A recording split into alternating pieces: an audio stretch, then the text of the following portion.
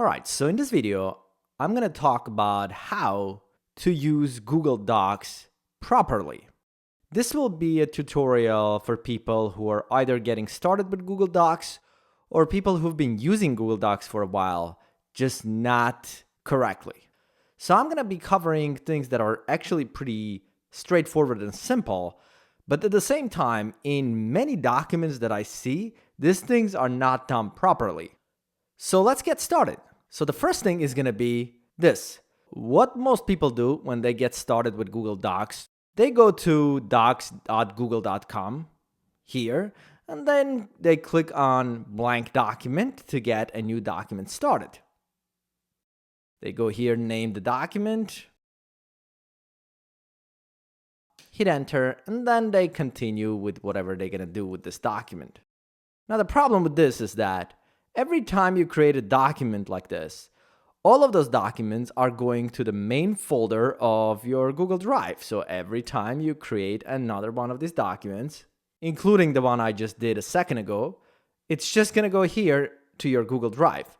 And as you keep working and adding more documents and other things, your drive becomes a nightmare and there's no way to tell what's going on.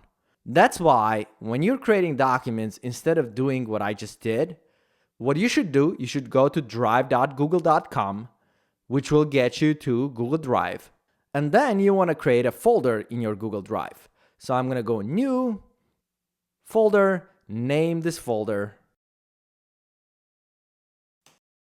Whatever it is you're going to name it. It might be a better idea in the folder to also have another folder that will basically hold your project files, whatever it is that you're doing in this particular project. So in this one, I'm going to create a folder. I'm going to call this tutorial about Google Docs. Now, once you have the folder where all the project files are going to be living in, then you want to go to that folder and create your files here. So we can right click here, go to Google Docs, and create a blank document. Or you can go under new, you can go to Google Docs, and create your blank document, which will be now sitting in this folder instead of going to your main drive, like this.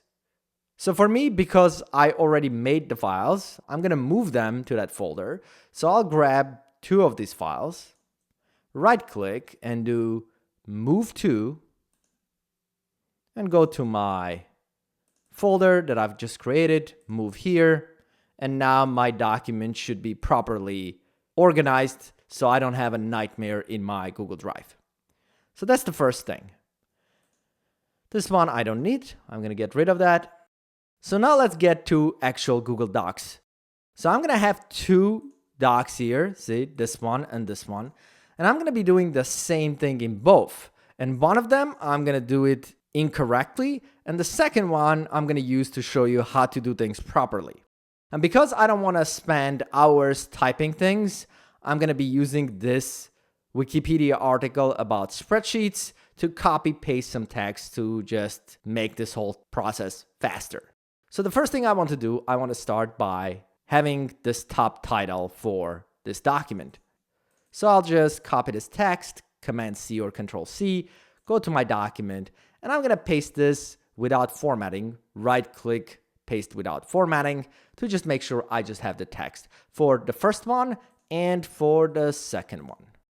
So I'll go to the first one. Again, remember, the first one, I'm going to use this one, the one that says Google Docs tutorial, to show you how to do things incorrectly. So this is what a lot of people would do at this point. They'll highlight this, they go on top here, they make this text bold, they change the size by clicking on this plus, make a big heading, and then go to the next line to continue to the next line. And I hit enter a couple of times, and now we have the rest of the paragraphs. Now in this first one, what I'm going to do this the correct way. So instead of doing what I just did a second ago, I'm going to go ahead and select this spreadsheet text that I just entered, go under this that says normal text, and switch this to title. Now that title may or may not look the way you want this title to look, but for now, don't worry about it. Even if it doesn't give you the formatting and the look you like, you still want to do this. And you'll understand why as I keep going forward with this tutorial. So now I'm going to go to the next line and let's go grab some text. So as soon as I hit enter, see how it automatically switched me back to normal text now.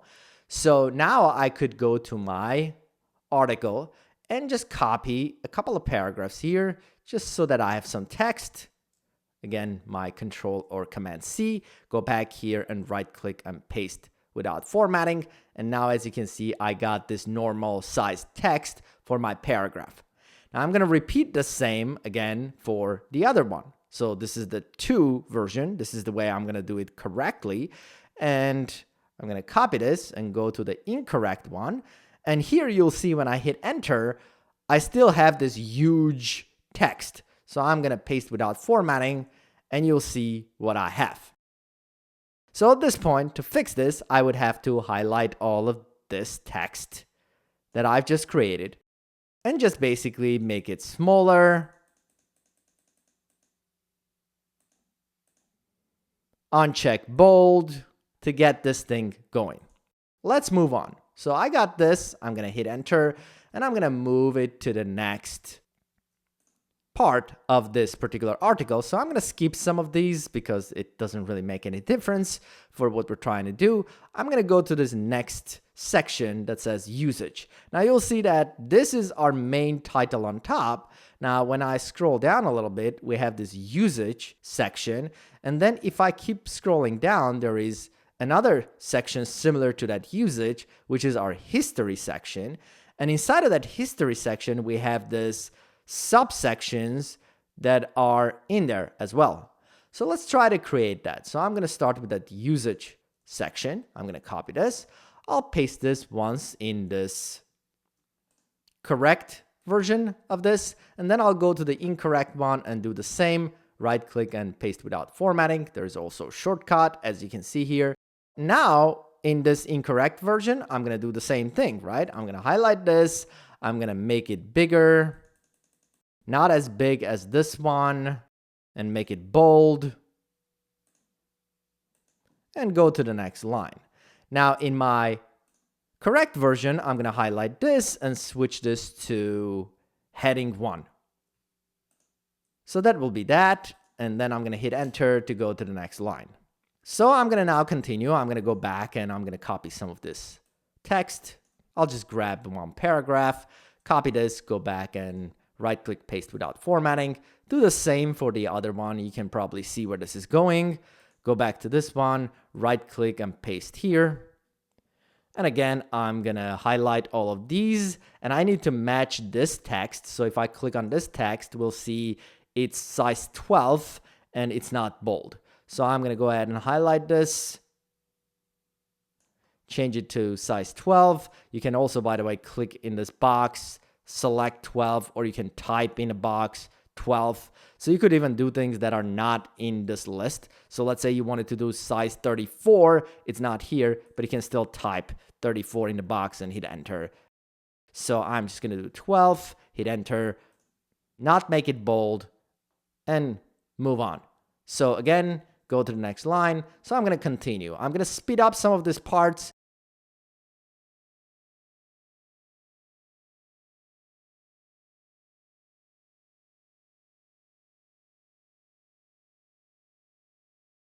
So here I have this subsection below this history. So I'm just going to copy that heading right in there and paste it right below history. Now remember, this was my H1 right in here. So I'm going to take this second section and I'm going to change that to be an H2, a secondary heading. Now on the other one, I'm not going to do that. I'm just going to make the heading the size that I think it should be. So I'm just going to make it a little smaller like this and move on. Then I'm going to copy paste the actual article text right below this and match the text here.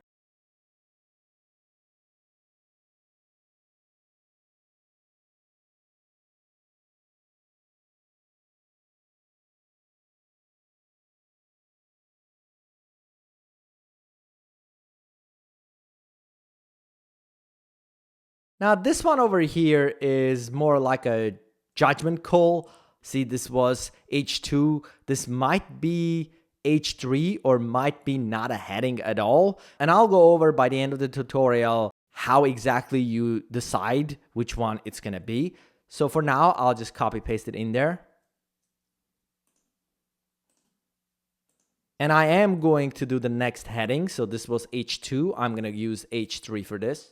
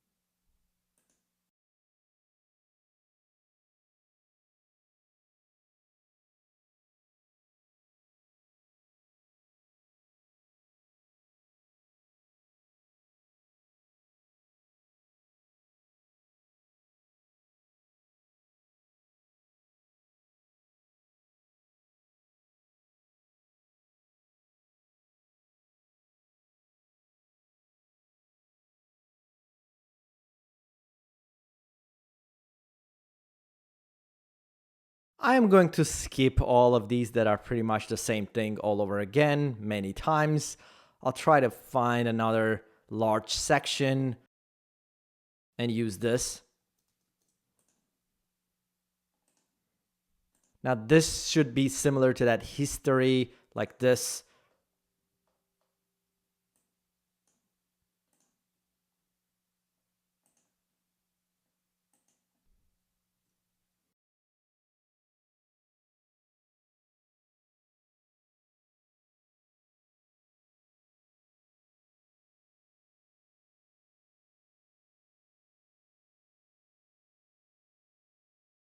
So here it is. I'm going to end at this so I have enough text to actually demonstrate why we're doing things the way we're doing this. So the first one was I just went in there, I copy paste my text, I just resize it, make it the size I like. Here we go. That's our final product, right? The second one, I went with headings. So I started with this one being the title. Now, generally speaking, if I'm creating a document, especially if we think about something that's also compatible with the web, you would probably not want to have more than one H1 in your document. So for example, in this case, I was using for usage, I was using H1, and then I went below and I also did history H1. So generally speaking, good practice would be to have one H1 main heading on the page, and all of these should have probably been H2s and so on. So technically, I would have liked to have a heading below this one for this to be the title, and then the next one to be the heading. This particular document, what I would probably do, this one, I would just go from title to H1, just to have the first heading.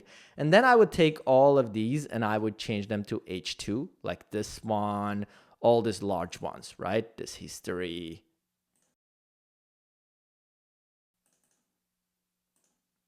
This, just so that I don't have multiple H1s. And then I would take the next level, which would be basically all of this stuff below history, and I would basically go another level down. So that would be my H3s.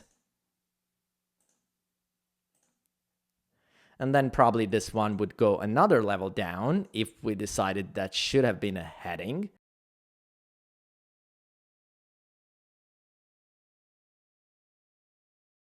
So that should do it. So now you're probably looking at these headings that we've created like this, and you're thinking, okay, so these are not looking the way I like them. I want them to be maybe bigger, maybe a different font, maybe a different color, or whatever the style may be.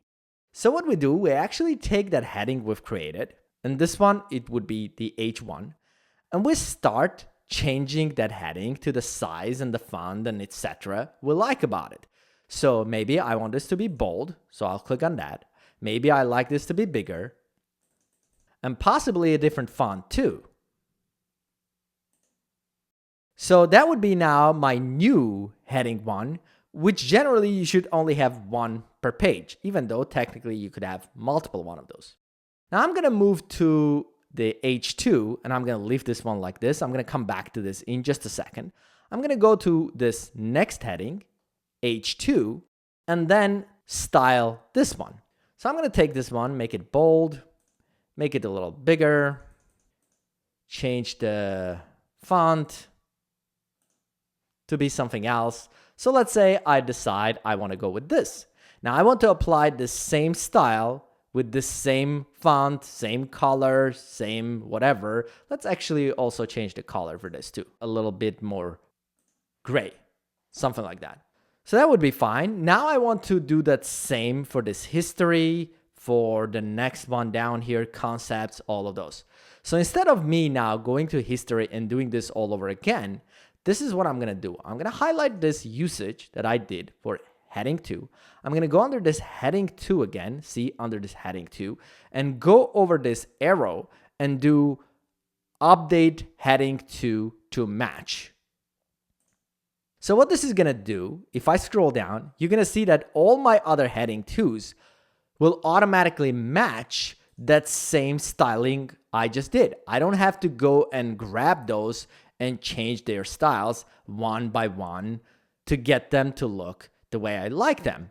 So the same thing I'm going to do now with the next one, like this heading 3. So I'm going to take the first one.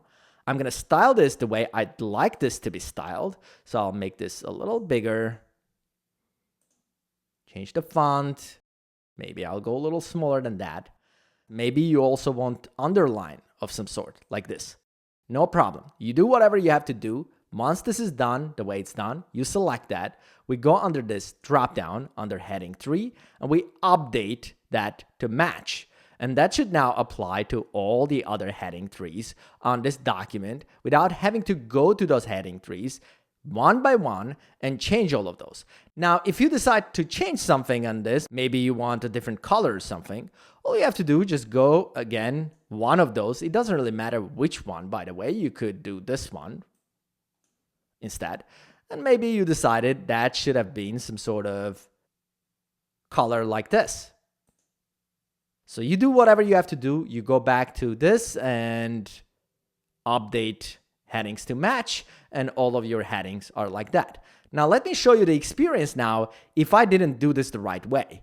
If I go back to this one, I would have to now go to this. So if I want this style to be in a different color now, I would have to select this, go to that, change the color, and then I would have to go to the next one and highlight that and change the color. And then go to the next one and change the color. You see where this is going, right? So this is annoying. And the more headings I have, the harder this is going to get to do. So I need to go to each one of these and change all of the styles to make sure it will match. While in this one, all I have to do, just do one, update it to all, and I'm done. Now this one, I decided to do a heading 4. So for that, I'll just do some bold color. I'll change it to black, something like that. I'll leave it like this, and I'll just apply it to this. So I'm going to update that even though I don't have any other H4s. And the same way when I did that H1, remember I said I'm going to come back to that. When I change the style the way I like this to be, I want to go ahead and apply it to that heading 1 and update. And this way, if I decide later on I'm going to add another H1 or whatever else I'm going to add, I don't have to worry about it. So all I have to do is just go down here. So let's say now we need another one of these subheadings like this under this, right? All I have to do is just create that subheading. So I think we had something like this. See, cells. So I'll just copy and paste that. And then I'll grab that and just simply change that to be H3. And that's it. I'm done. I'm in the right color, right font, right everything without having to worry about the rest. And then I'll grab the rest of this text, copy that, paste it over here, and that's my regular text. Now, the same thing that I just did also applies to your regular text. Now, all of this other stuff I did, this was my normal text. So we can apply the same concept to our normal text. So what I can do, I can just go and update any one of these. So let's say we decided our normal text right here needs to be a little different. So maybe we want this to be justified like this. So I'm going to justify it to have this nicely aligned like this. So you want to go ahead and apply all these changes. So I'm going to, for example, change to a different font again. So once I'm done doing this one, I'm going to go under normal text, over this and update normal text. And we should see that applies to all of these other sections of our normal text without having to go over each one and highlight and fix that. Now, this sort of concept pretty much applies to anything else you do. So as an example, it could be that between these parts of your text, you want more spacing between your lines, or maybe less spacing between your lines, right? So you're gonna take the first one, go on top here and decide what size of spacing you like. Maybe we like this single spacing like this, or maybe you decided you wanted more because you need to make this look like there's a bunch of stuff happening. I'm just gonna go to single, and then again, go to this and update that. And that should again apply to all of these.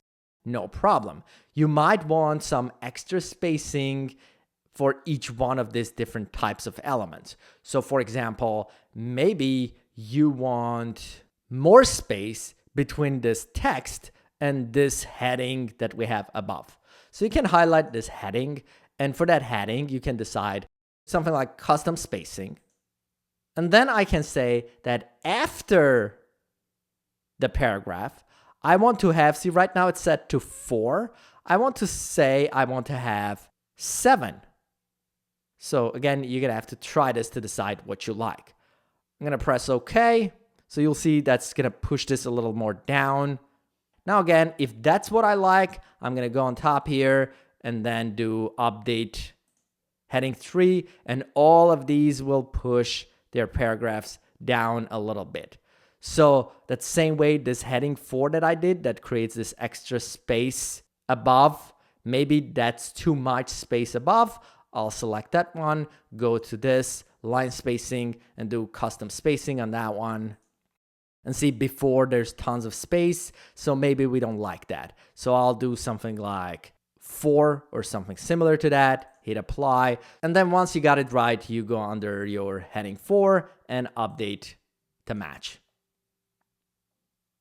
So as you can see, simple concept, but as you go updating your document, it makes things a lot faster, a lot easier to do, a lot more efficient compared to this, where I have to go and grab every individual section one by one and try to make some changes to this. And the last thing here, which will also define, remember how I said this one might not have been heading 4, depending on what you're after.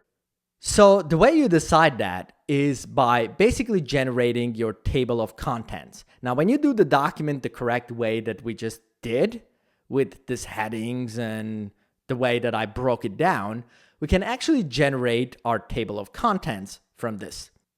So the way you do that table of contents, the first thing you have to do is figure out where you're going to place it. Now, I probably don't want to place it right here in the middle of this stuff. We could have done it on top of this whole thing, or maybe sometimes you do it below. It doesn't really matter. I'm just going to go in here, and it would probably be a good idea, instead of just putting the table of contents right here below this text, maybe have a page break to go to the next page. Now, the way you want to do that page break, instead of hitting enters like this until you go to the next page, what we're going to do, we're going to go back in here, go under insert, go under break, and do a page break. So what's the difference between doing this and doing the other one? Well, the difference I'm going to show in just a second. But for right now, let's just generate the table of contents. So I'm going to click in here in this new page, go under insert, go to table of contents, and we have a couple of options here. One with page numbers, the other one without page numbers with links. So I'm gonna go ahead and choose one. Let's do this one. See, it generates this automatically, and you can see how it went with our heading structure. So we get our heading 1, our spreadsheet on top here. Then my heading 2s are this next line down here. And then I have my heading 3s as the next section. And then we have our heading 4 here, next one down. So this is where you decide whether this should be a heading 4 or not. If you wanted that to become a part of this table of contents, then it should have been heading 4 like this. In case it shouldn't be, then it shouldn't have been a heading at all. So I would have to go back. Let's say it shouldn't be a part of this. I would highlight this one and just change this to normal text. And for just that one paragraph, I'm going to make it bold and change whatever else I'm going to have to do. I'm going to maybe add a little more spacing below.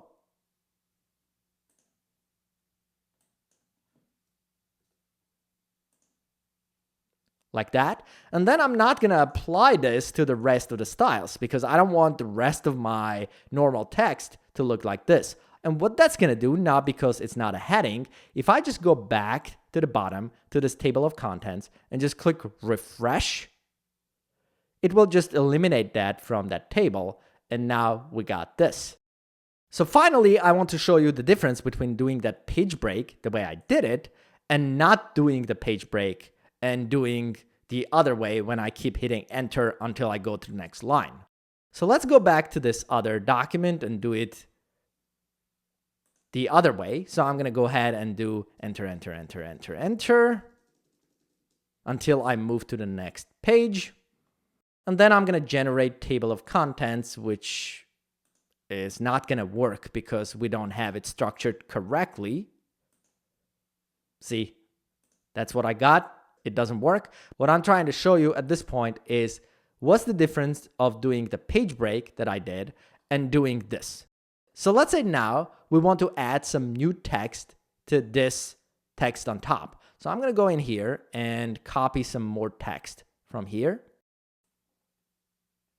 Go back to this.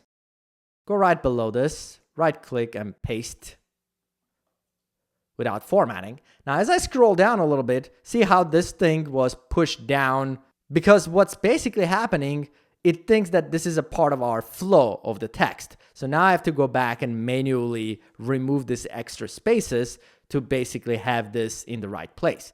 Instead, if I go back to this one where I actually did a page break, I would go in here and go to my, wherever the next line is going to be. I'm going to grab my text, copy it, Control C, Command C, go back in here, I'll paste without formatting, and there it is. Maybe remove this line. And if I scroll down, you'll see that my table of contents is in the same exact spot as it was before. It wasn't pushed down in any way. It's still gonna start in the right place. And those are the most important and the most basic common things you need to know about working with Google Docs and how to actually create a document the right way instead of having the nightmare that I have in here. And that should do it. Thanks for watching, and I'll see you in the next video.